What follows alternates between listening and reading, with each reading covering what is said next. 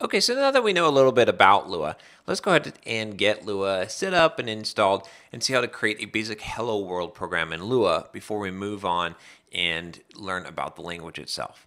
So the easiest way to get Lua is to go to lua.org, and then you have a couple of options from here. So from lua.org, if you go to download, you can just download the source and build this source. So if you're familiar with using a C compiler and you want to build the source yourself, just go ahead and grab that, and then you can just build it. And there's even some instructions here to make it a little bit easier for you.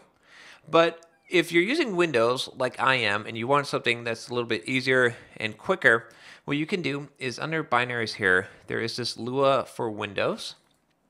And you can just click here, and this will take you to this code project for Lua for Windows. And I recommend that you go ahead and get this IDE that will make things a little bit easier because it will have everything with it. So if you download from here and do this install, here's what you'll get. You'll get the Lua language, basically. You'll get the SCITE. It's a Lua IDE.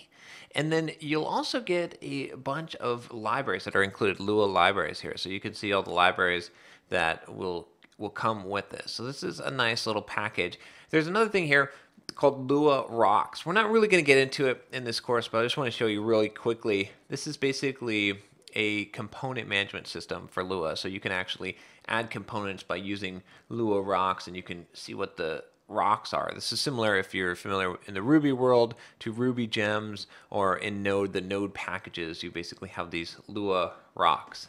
But the easiest thing by far, definitely for Windows, is just to go ahead and install this executable.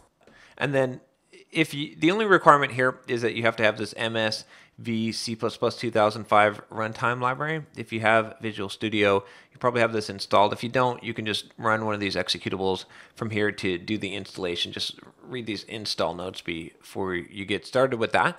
But probably, if you're already doing some Windows development, you will have that, so you can just go to the downloads, and you can find the latest download here. Now, this download here is version 5.1. The latest, of course, is 5.2. You can see what the release date is on this because this is not completely updated. This shouldn't be an issue for what we're going to be working with in Lua. But if you do want to get the absolute latest, you can go ahead and grab the source code, or you can go to lua.org and grab that binary yourself. There's already a compiled binary at this get binaries, and you can find the Windows binaries here. There's a couple of different places that have the builds. But like I said, I would recommend that you just go ahead and just do this Lua from Windows, because you'll get that SCITE based Lua IDE. And let's just go ahead and download this here. And it has a nice installer that does all that for you. So then this will take you to this Lua Setup Wizard, and then you can just click Next through this, accept the license agreement, and then choose your installation location, and it will go ahead and install Lua for you and that IDE.